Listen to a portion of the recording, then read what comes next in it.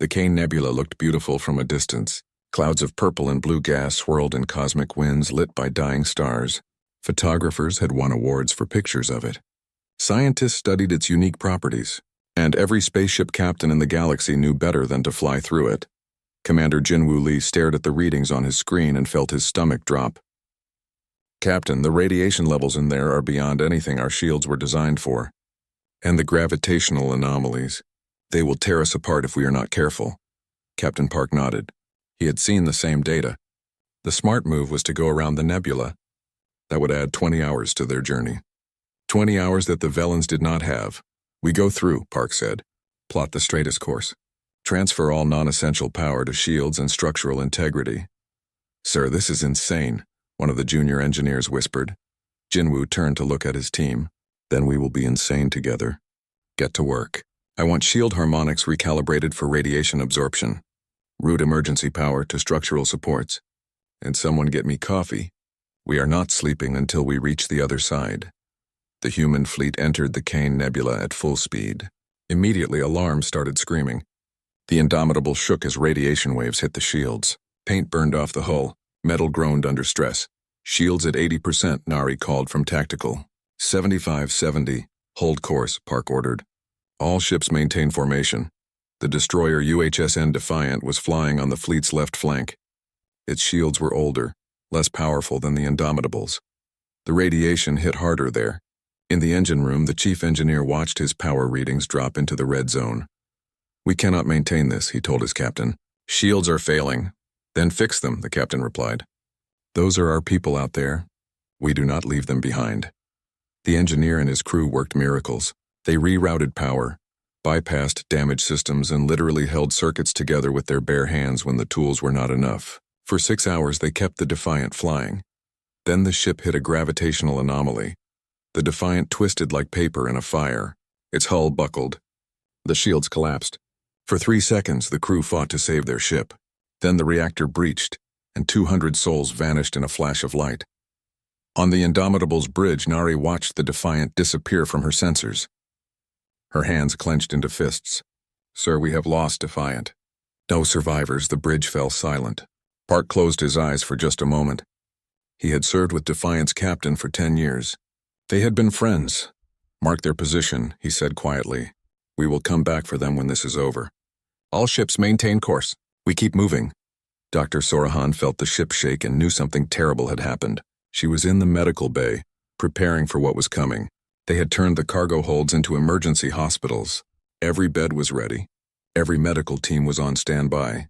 "Doctor," one of her nurses said, "I am scared." Sora looked at the young woman.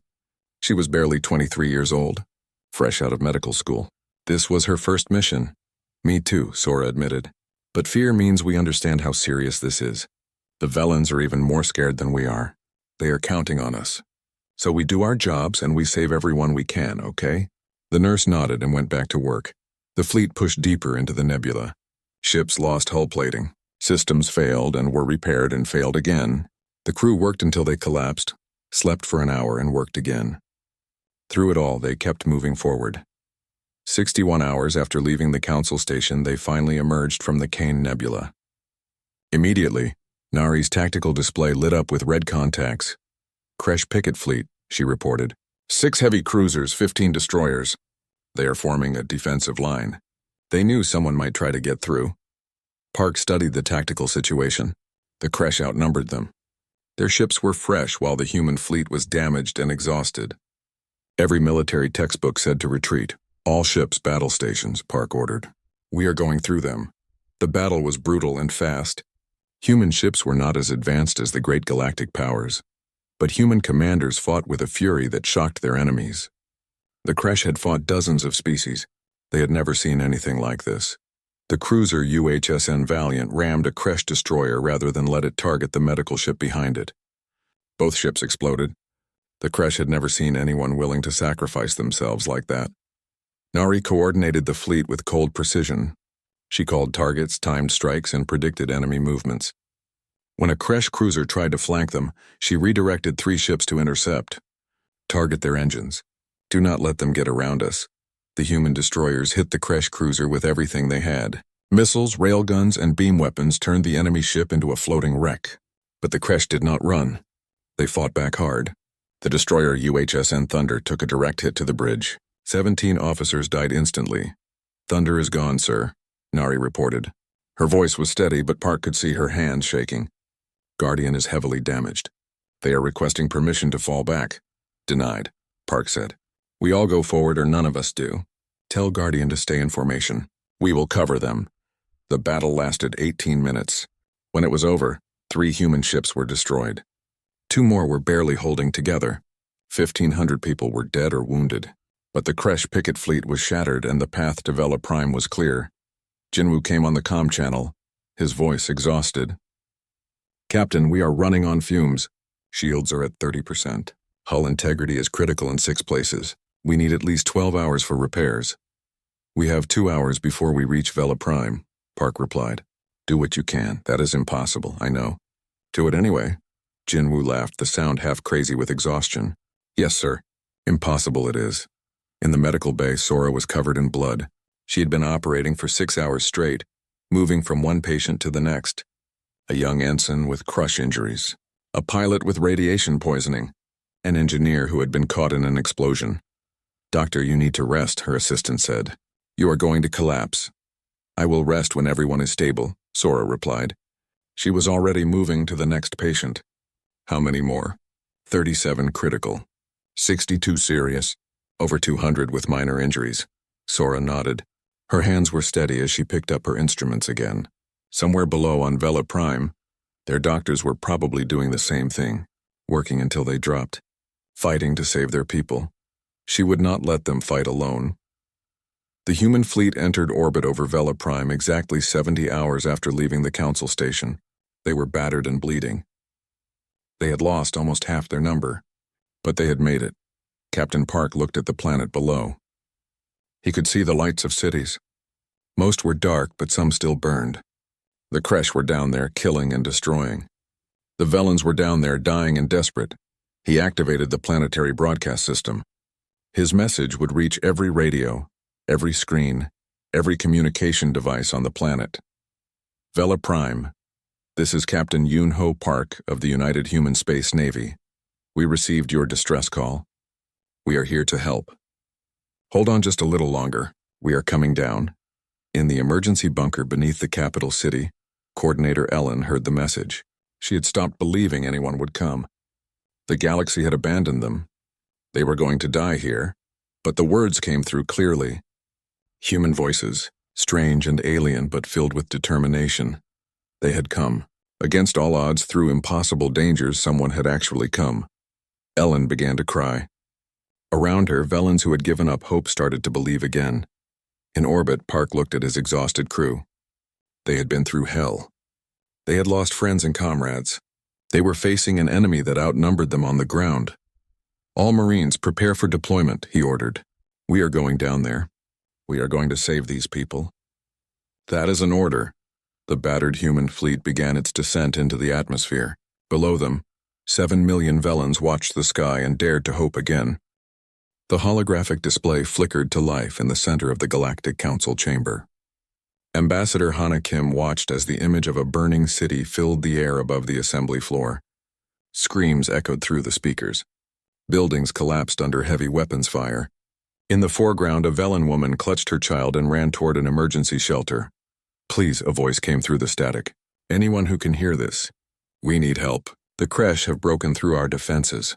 We have maybe 3 days before they take everything." Hana felt her chest tighten. She had met Velans before. They were gentle people, philosophers and artists who had never hurt anyone. Their planet was famous for beautiful music and paintings that made people cry with joy. Now their cities were burning. The transmission ended. The hologram faded. The council chamber fell silent. Torvin of the Axion Collective was the first to speak. His voice was calm and measured, like he was discussing the weather. "This is unfortunate, but we must consider the facts. Vela Prime is located in contested space. The Treaty of Neutral Borders specifically forbids military intervention in such zones. We cannot help them without violating our most sacred agreements." Hana opened her mouth to object, but another delegate spoke first. The military cost would be enormous, said the Hyverian representative, her crystalline body refracting light across the chamber. We calculate that any rescue mission would require at least 15 capital ships. The journey through that sector would take 70 hours minimum. Risk of casualties exceeds 40%. Resource expenditure would be catastrophic. The mathematics simply do not support intervention. One by one, the other species added their voices. The Cathari cited previous commitments. The Dralvan mentioned their own border disputes. The Varinian delegation pointed out that the Velans had refused to build proper military defenses, so this was really their own fault. Every argument was logical. Every reason made sense. Every species had a perfectly valid excuse for why they could not help. Hana looked around the chamber in disbelief. These were the great civilizations of the galaxy. They had technology that seemed like magic. They had fleets that could crack planets. They had resources beyond measure. And they were going to let 7 billion people die because the math did not work out. We should table this motion and return to the trade negotiations, Torvin suggested. Time is valuable, and there is nothing more to discuss. The council began to murmur in agreement. Delegates were already turning away from the display, pulling up data screens for the next agenda item. The Velans were being forgotten before the image of their burning cities had even fully faded. Hana stood up. Her chair scraped against the floor, loud in the settling chamber. Earth will go. The murmuring stopped. Every head turned toward her. Thousands of eyes from hundreds of species fixed on the human ambassador. She could feel their stares like physical weight. I'm sorry, Torvin said. Could you repeat that? Earth will answer the distress call, Hana said clearly. We will send our fleet to Vela Prime. We will evacuate civilians if we can. We will fight the Kresh if we must. But we will not leave them to die alone. The chamber erupted. Delegates shouted questions and objections. The Hyverian representative actually laughed, a sound like crystal bells chiming. Your species has only been in space for 60 years. You have 12 military vessels total.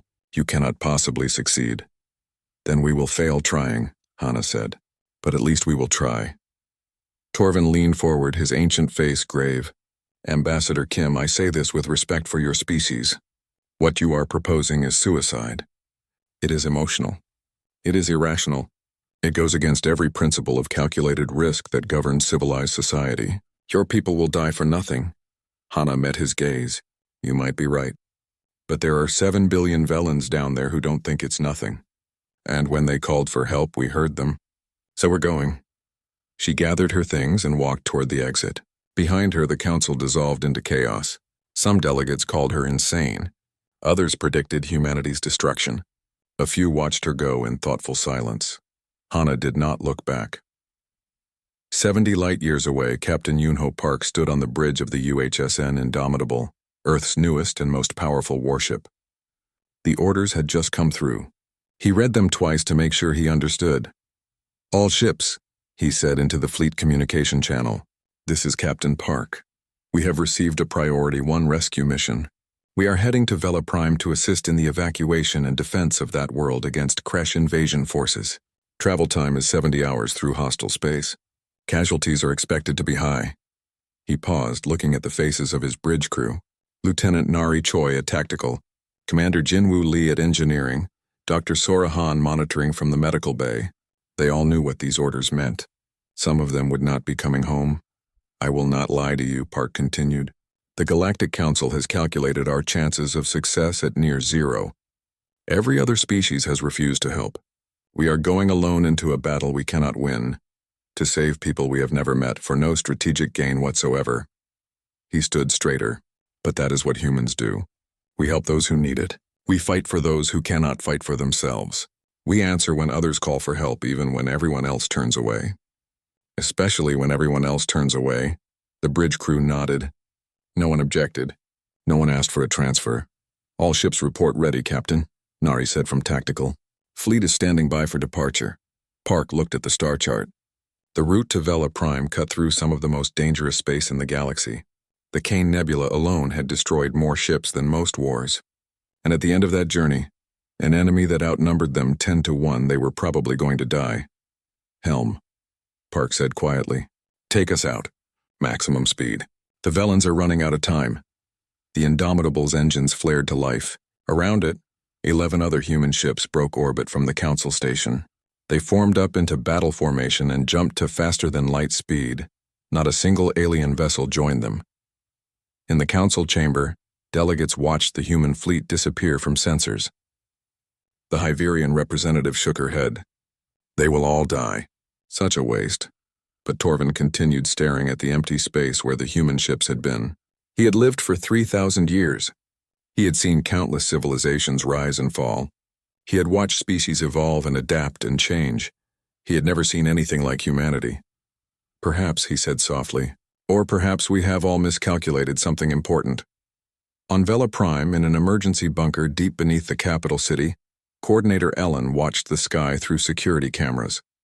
Crash ships filled the air, black against the smoke of burning buildings. Her people huddled in shelters, waiting for the end. No one was coming. The galaxy had abandoned them. They would die here alone and forgotten. She did not know that 70 light-years away, 12 human ships were racing through hell itself to reach them. She did not know that humanity had answered their call. Not yet. The Kresh had already taken the northern continent. Their insect-like soldiers moved through cities like locusts, taking everything and leaving nothing. They did not negotiate. They did not take prisoners. They simply consumed. Now they were moving south toward Harmon Bay, the capital city where 7 million Velans had gathered. It was the last major population center still standing. The Velans had maybe 30 hours before Kresh ground forces arrived. After that, it would be a slaughter. Colonel Do-Hyun Kang stood in the dropship as it descended through the atmosphere. Around him, 300 Marines checked their weapons and armor. They were going into a fight they might not walk away from. Nobody complained. Nobody asked to stay behind. Listen up, Do-Hyun called out over the noise of the engines. The Velans are not soldiers. They are artists and teachers and families. They have never fought a real war. That is not weakness. That is who they are. Our job is to protect them while they evacuate civilians and prepare defenses. We hold the line. We do not break. We do not run. Clear? Sir, yes, sir. The Marines shouted back. The dropships landed on the outskirts of Harmon Bay. Do-Hyun was the first one out, boots hitting alien soil. The city sprawled before him, beautiful even in its panic. Velan architecture was all curves and flowing lines, buildings that looked like they had grown rather than been built. Coordinator Ellen was waiting for him. She was tall and elegant with the large luminous eyes that all Velans had. Right now, those eyes were filled with fear and hope in equal measure. Colonel Kang, she said, thank you for coming.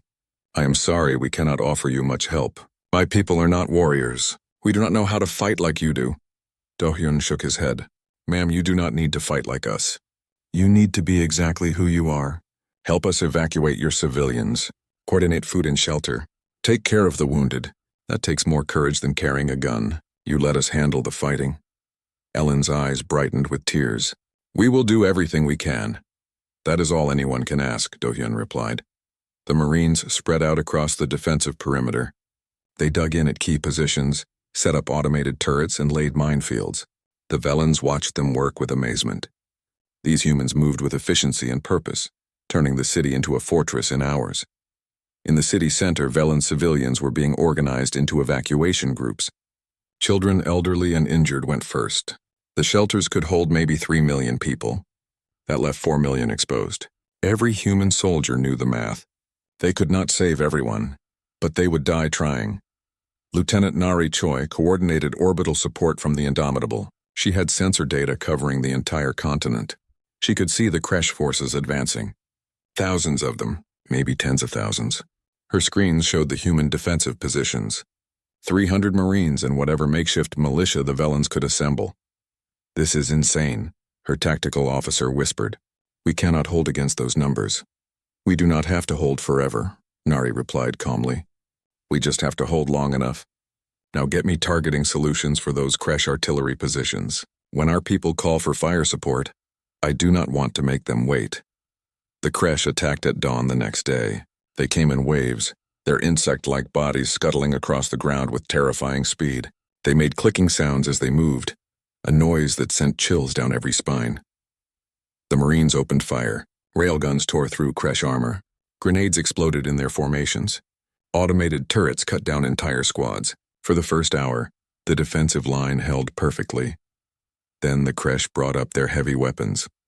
A plasma cannon hit the eastern defensive position, killing 12 Marines instantly. The Kresh poured through the gap. They were going to break the line. Sergeant Minho led his squad directly into the breach.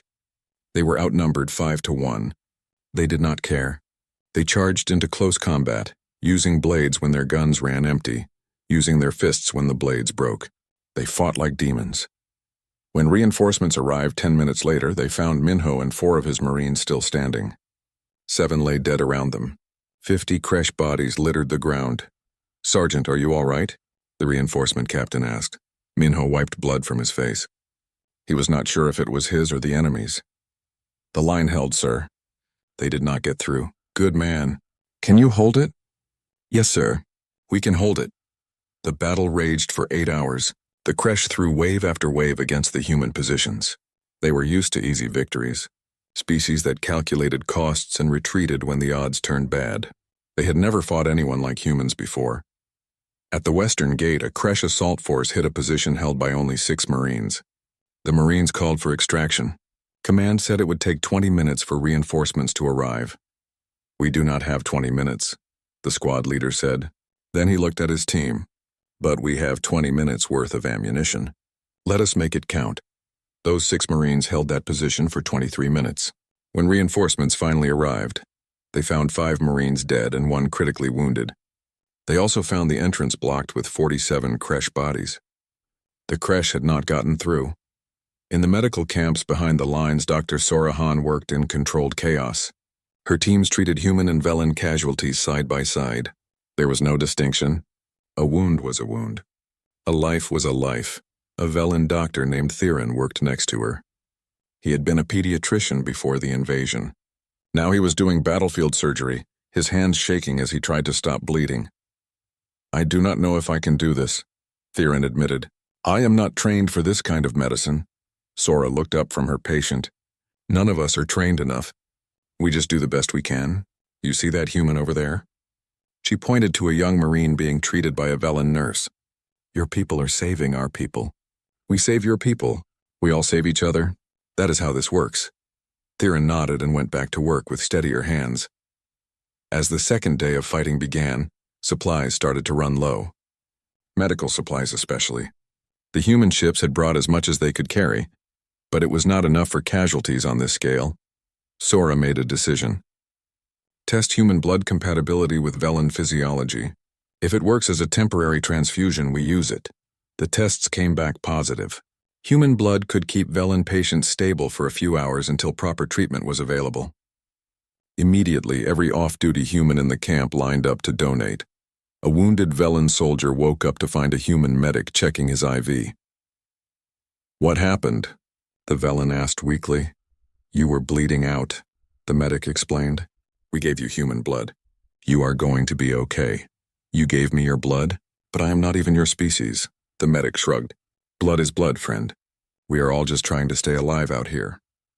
On the third day, the Kresh made their final push. They threw everything they had at the defensive line. The battle was desperate and brutal. Human Marines fought alongside Velen militia volunteers. Species who had never met before fought back-to-back against a common enemy. Captain Park watched from orbit and made a decision that would define the entire battle. "Take us down," he ordered. "Bring the Indomitable into low atmosphere. We are going in as close air support." "Sir, that is insane," his navigator protested. "The ship is not designed for atmospheric combat. We could tear the hull apart." "The enemy is about to break through our lines," Park replied calmly. "If they do, 7 million civilians die. Take us down. That is an order." The Indomitable descended through the clouds like a vengeful god. The massive dreadnought was never meant to fly this low, but Park did not care. He brought his ship in at barely 2,000 meters, so low that people on the ground could see the scars on its hull. Then he opened fire with everything he had. The Kresh command center vanished in a blast of railgun fire. Their artillery positions were destroyed by missile strikes. Their troop formations scattered under beam weapon barrages. The Indomitable swept across the battlefield like a hammer of judgment. Without their command structure, the Kresh advance collapsed. Their coordination fell apart. Individual units tried to retreat, only to be cut down by Marine counterattacks. By nightfall, the Kresh were in full retreat. Colonel Do-hyun stood on the defensive line and watched the enemy flee. His Marines were exhausted, wounded, and running on nothing but determination. But they had held. Against impossible odds, they had held the line. A young Velen child approached him holding a small flower. She offered it to him with trembling hands. Do-hyun took the flower gently. He knelt down so he was at her eye level. "Thank you. This is beautiful. You saved us," the child whispered. "You came when nobody else would." Do-hyun felt something break inside his chest. All the fear and exhaustion and loss of the last few days crashed over him. But he kept his voice steady. That is what friends do. They show up when you need them. As the sun rose over Harmon Bay, the city was still standing. The people were safe. The humans had kept their promise. The numbers told a brutal story. Of the 12 ships that left Earth, only 8 remained. 4 were destroyed. The survivors were damaged so badly that some could barely maintain orbit. 2,300 human personnel were dead or missing. Another 800 were wounded. By Galactic Council standards, it was a disaster. A complete failure of military strategy. The kind of losses that ended careers and toppled governments. Any other species would have called it a Pyrrhic victory at best. A crushing defeat at worst. But in the streets of Harmon Bay, 7 million Velens were alive. The morning after the final battle, Coordinator Ellen walked through the city with Colonel Do-hyun. The streets were crowded with Velens emerging from shelters. They stared at the human soldiers with wonder and gratitude. Children ran up to offer flowers and drawings. Elderly Velens touched the Marines' armor with gentle fingers, as if making sure they were real. One old Velen approached Do-hyun. His name was Virith. He had lived in Harmon Bay for 90 years. He had lost his entire family in the first Kresh attack. His eyes were hollow with grief. Virith stopped in front of Do-hyun and fell to his knees. His whole body shook with sobs. "My children are dead. My grandchildren are dead. But because of you, other families survive. Because of you, our people live on." Do-hyun helped him to his feet. "Sir, please. You do not need to kneel. We just did what anyone should do. But no one else did," Virith said through his tears. "The galaxy abandoned us. Only you came. Only humans answered our call." Do-hyun had no words for that. He just held the old Velen while he cried. In the medical facilities, Dr. Sorahan finally allowed herself to rest. She had been awake for over 50 hours straight. She had performed dozens of surgeries. She had saved hundreds of lives. Her hands were steady throughout all of it. Now sitting alone in a quiet corridor, her hands shook. The exhaustion hit her all at once. She put her face in her hands and let herself feel everything she had been holding back. Dr. Theron found her there.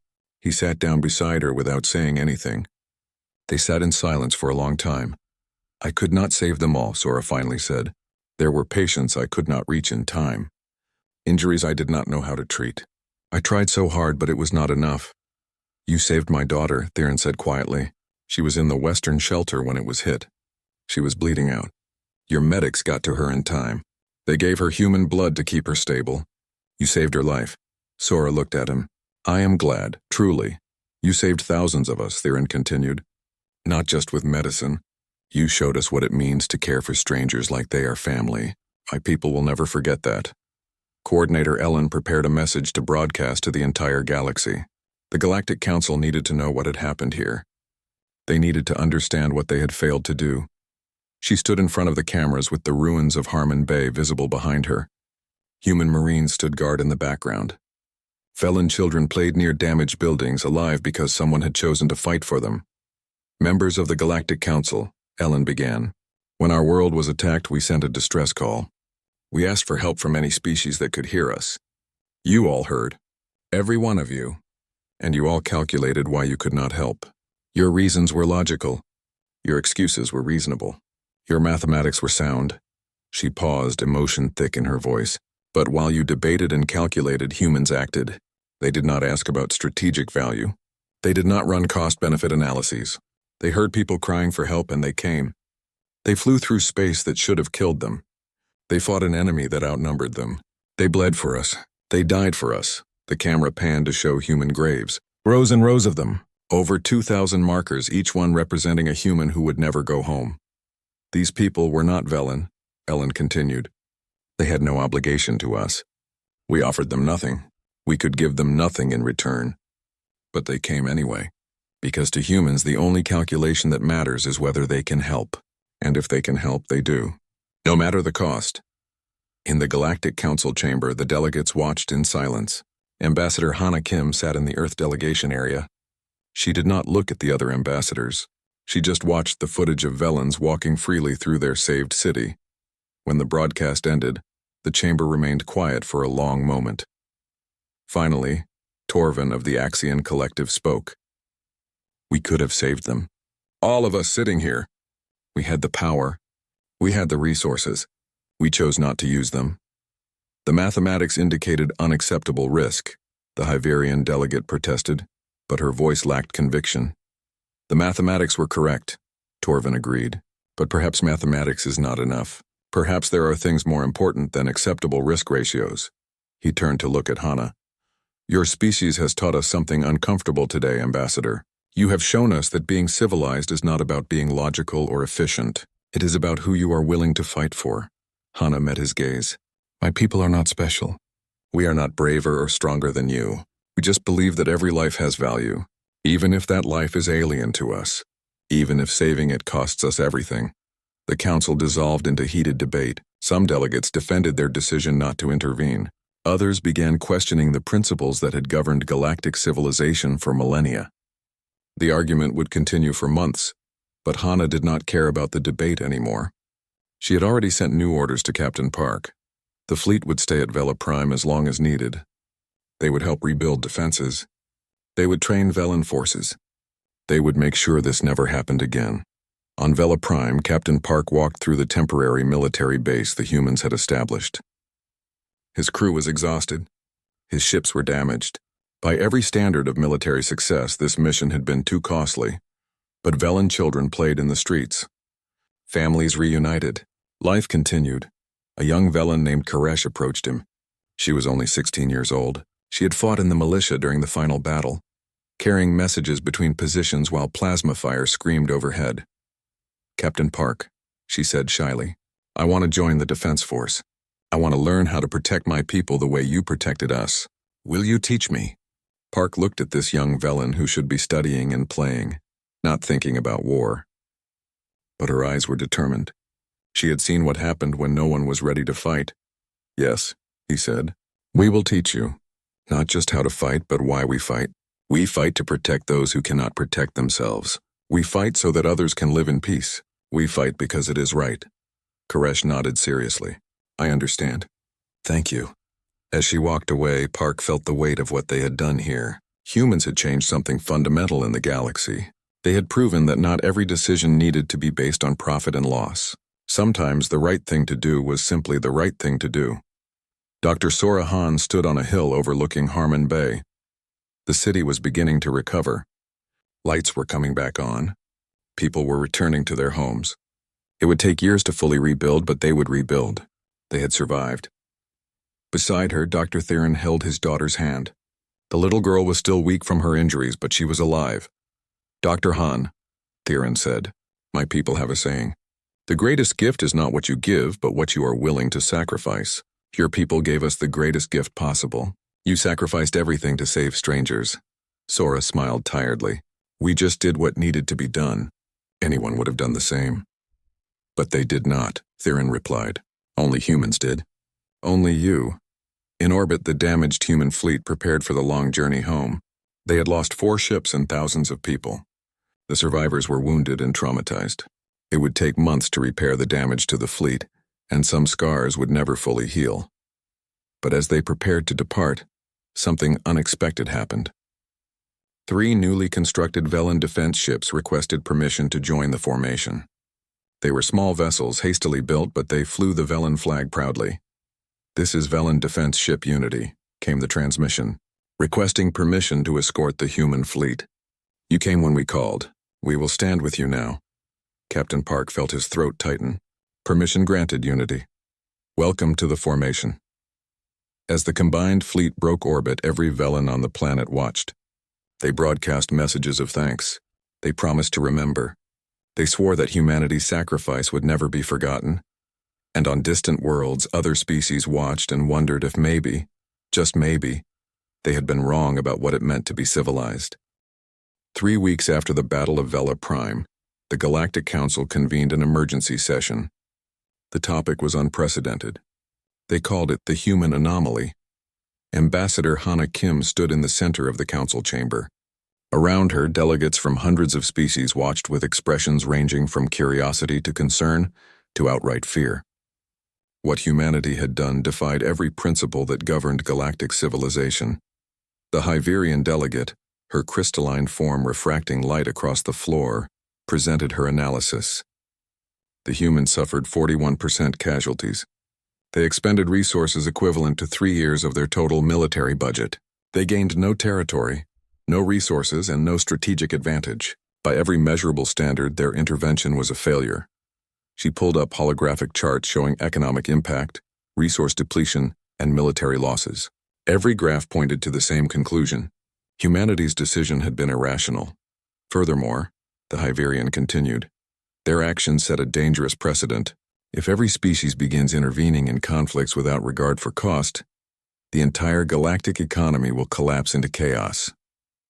The mathematics are clear. What humanity did cannot be allowed to become standard practice. Other delegates nodded in agreement.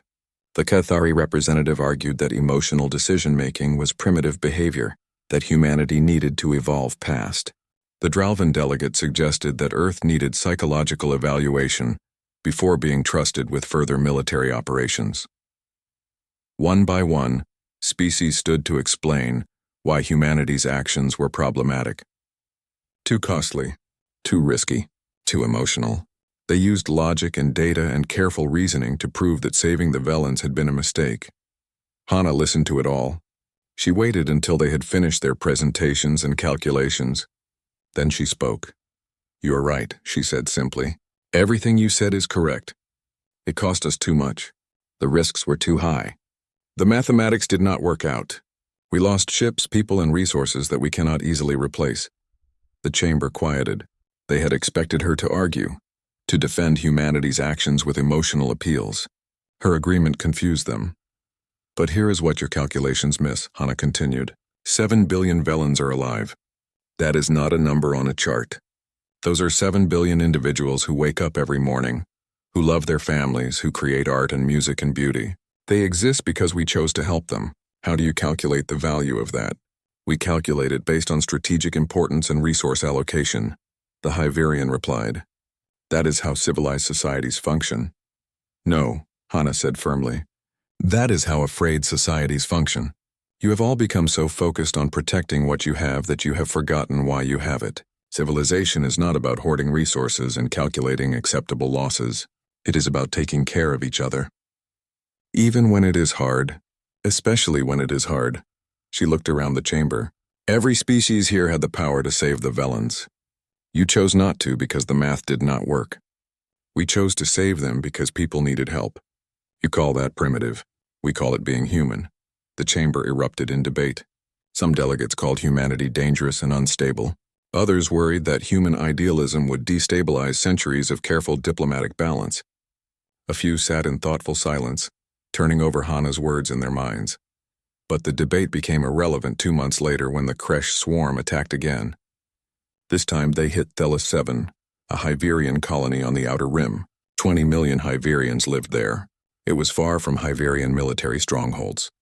The mathematics were clear. Saving the colony would cost more than letting it fall and rebuilding elsewhere. The Hyverian government prepared evacuation orders. They would save who they could and abandon the rest. It was the logical choice, the efficient choice, the civilized choice. Then something unprecedented happened. The Hyverian delegate came to Ambassador Hana Kim privately.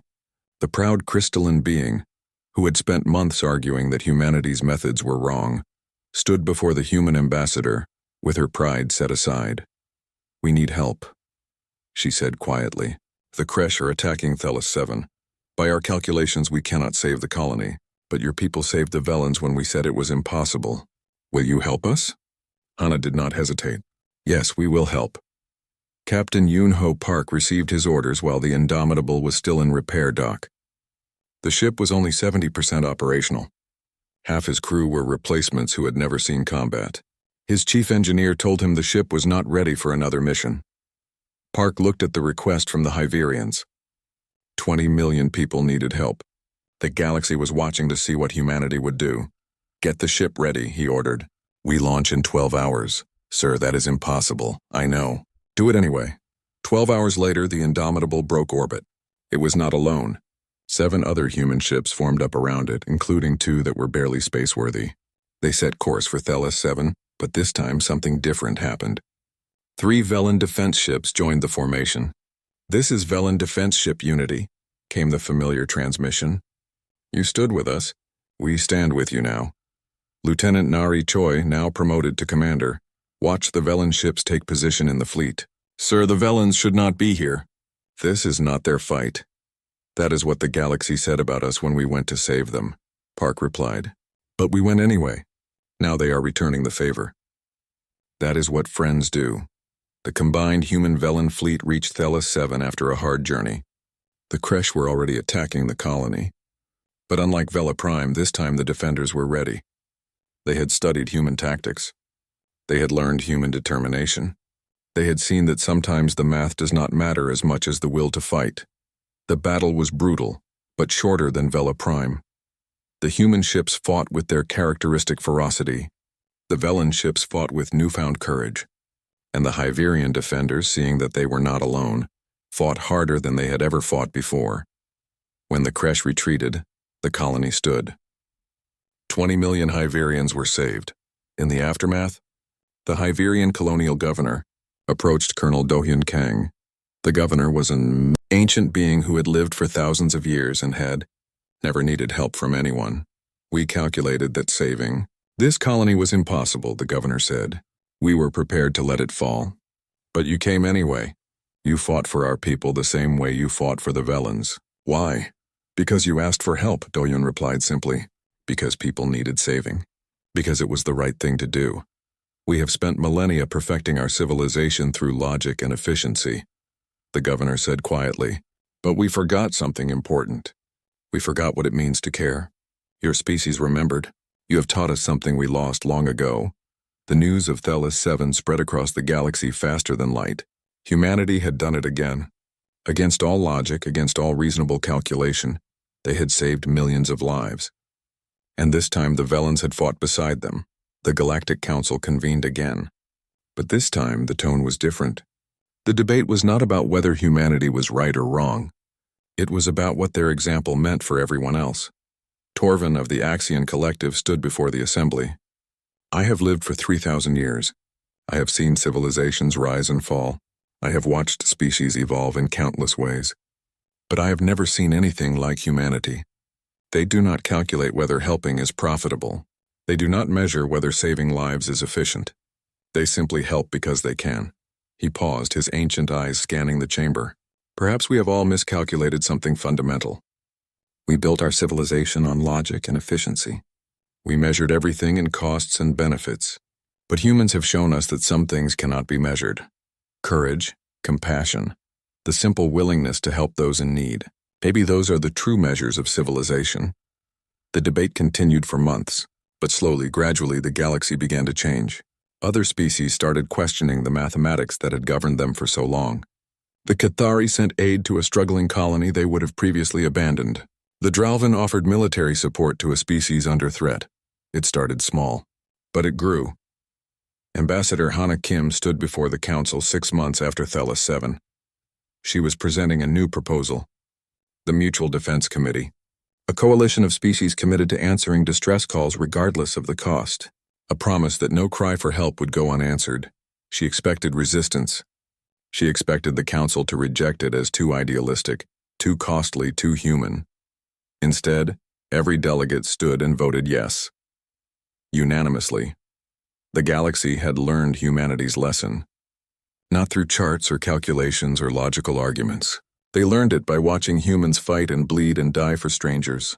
They learned it by seeing the results. Millions of people alive who should have been dead. Civilizations saved that should have fallen. 5 years later, Captain Park stood on the bridge of a new ship. Not the Indomitable, which had been retired with honors after its final mission. This ship was called the Unity. It was the flagship of the Galactic Defense Fleet, a combined force of 30 species working together. His crew included humans, Velans, Hyverians, and even a few Axians who had decided that humanity's way of fighting was worth learning.